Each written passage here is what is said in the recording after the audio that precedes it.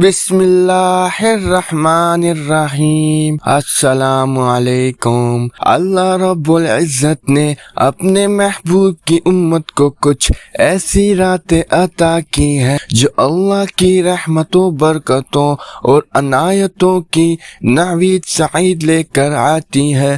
شیخ Saadi رحمت اللہ علیہ نے کیا خوب کہا تھا کہ رحمت حق بہانہ می جاوید، یعنی اللہ رب العزت کی رحمت اپنے بندوں کی بخشش کے بہانے تلاش کرتی ہے۔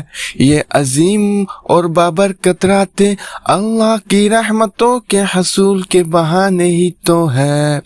ان بابرکت راتوں میں سے ایک رات شب برات ہے۔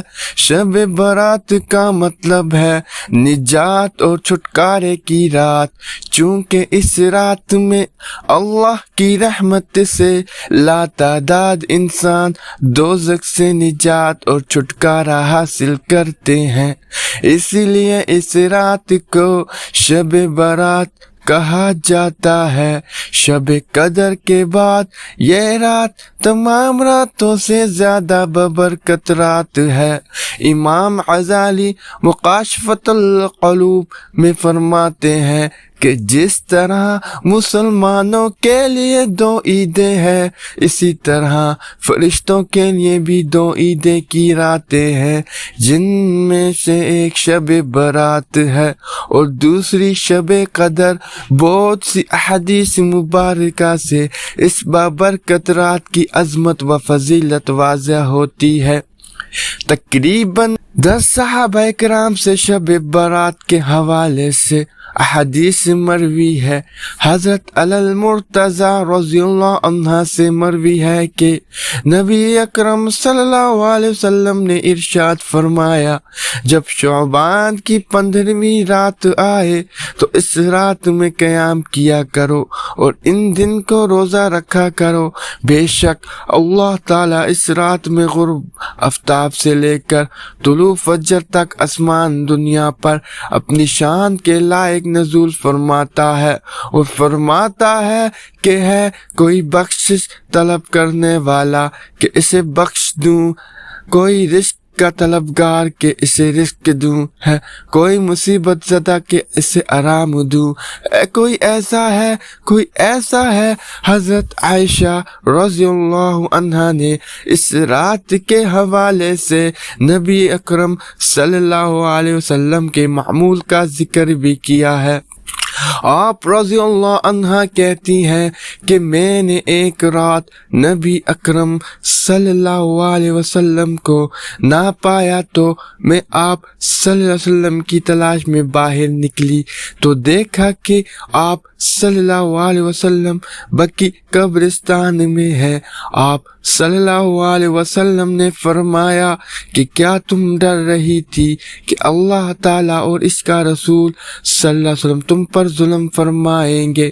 میں نے عرض کیا، یا رسول اللہ صلی اللہ علیہ وسلم، میرا گمان تھا کہ آپ صلی اللہ علیہ وسلم اپنی کسی زوجہ کے ہاں گئے ہوں گے۔ پھر آپ صلی اللہ علیہ وسلم نے فرمایا کہ بے شک اللہ تعالیٰ شعبان کی 15ویں رات کو آسمان دنیا پر اپنی شان کے لائق نزول فرماتا ہے اور قبیلہ بنی کلب کی بکریوں کے بالوں سے زیادہ تعداد میں لوگوں کی مغفرت فرماتا ہے۔ قبائل عرب میں قبیلہ بنی کلب سے زیادہ بکریاں پالنے کے حوالے سے مشہور تھا۔ اس مقام پر قبیلہ بنی کلب کی بکریوں کا ذکر یہ واضح کرنے کے لیے کیا گیا کہ جس طرح قبیلہ بنی کلب کی بکریوں کے بال گننا ممکن ہے، اسی طرح اللہ تعالیٰ اپنے افراد کو جہنم سے آزاد فرماتا ہے جنہیں احاطہ شمار میں لانا ناممکن ہے۔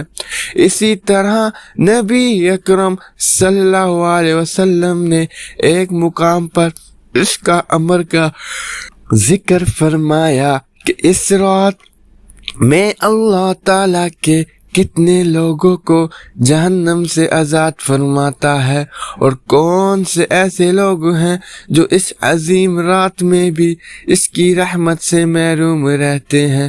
حضرت عائشہ رضی اللہ عنہا سے مروی ہے کہ نبی اکرم صلی اللہ علیہ وسلم نے فرمایا، میرے پاس جبرائیل علیہ السلام آئے اور کہا کہ شعبان کی 15ویں رات کو اللہ تعالیٰ اتنے لوگوں کو جہنم سے آزاد فرما دیتا ہے جتنے قبیلہ بنی کلب کی بکریوں کے بال ہیں، مگر مشرق دشمنی رکھنے والے، قطع تعلقی کرنے والے، کپڑا بطور تکبر لٹکانے والے، والدین کے نافرمان اور عادی شرابی کی طرف نظر رحمت نہیں فرماتا۔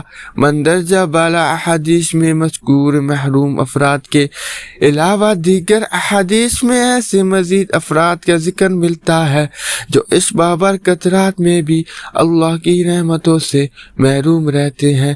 مختلف احادیث سے پتہ چلتا ہے کہ تقریباً 10 قسم کے افراد ہیں جن کی اس بابرکت رات میں بھی بخشش و مغفرت نہیں ہوتی۔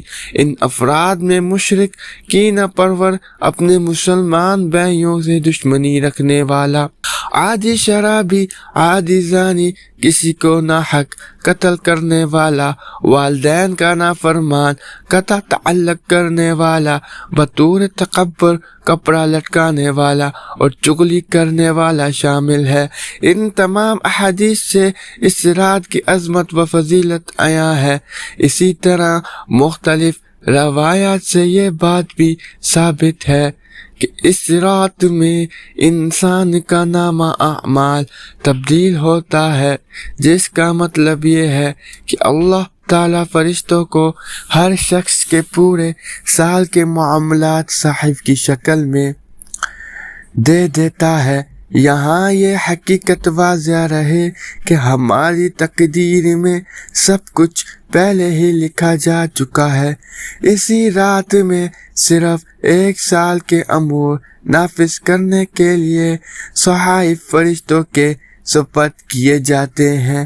اس رات میں ہمیں کیا کرنا چاہیے کہ ہم بھی رحمت باری تعالیٰ کے مستحق قرار پائیں، وہ اعمال جنہیں سر انجام دے کر ہم اس رات کی رحمتوں اور بابرکتوں کو سمیٹ سکتے ہیں۔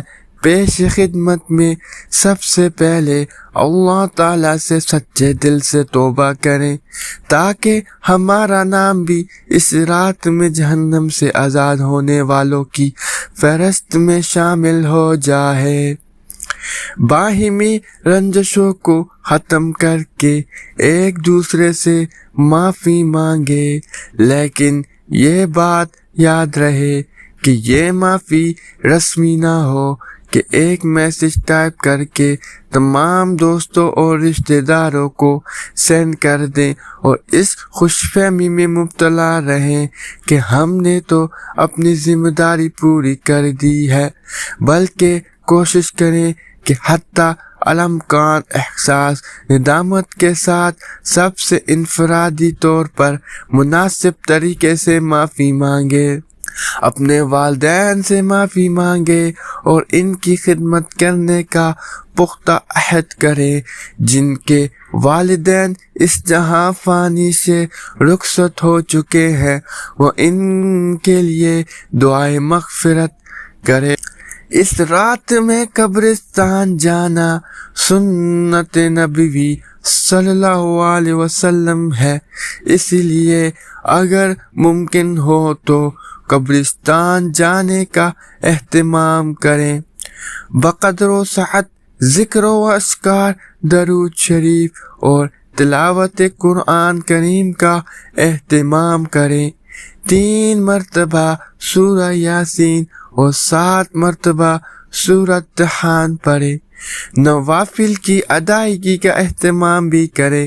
قیام اللیل کی نیت سے کم از کم 8 نوافل ضرور ادا کریں، لیکن یہ بات بھی مد نظر رکھیں کہ اگر آپ کے ذمہ قضا نمازیں ہیں تو ان کی ادائیگی کی نوافل سے زیادہ ضروری ہے۔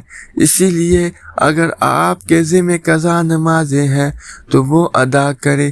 نبی اکرم صلی اللہ علیہ وسلم کے فرمان مبارک پر عمل کرتے ہوئے 15 شعبان کا روزہ رکھے۔ پوری امت مسلمہ کے لیے دعا کرے۔ اگر ہم سچے دل سے مندرجہ بالا اعمال کریں گے تو اللہ تعالیٰ کی رحمت سے امید ہے کہ ہمارا نام بھی اسی رات میں جہنم سے آزاد ہونے والوں میں شامل ہوگا۔ امید کرتا ہوں کہ آج کی ویڈیو آپ کو پسند آئی ہوگی۔ شکریہ۔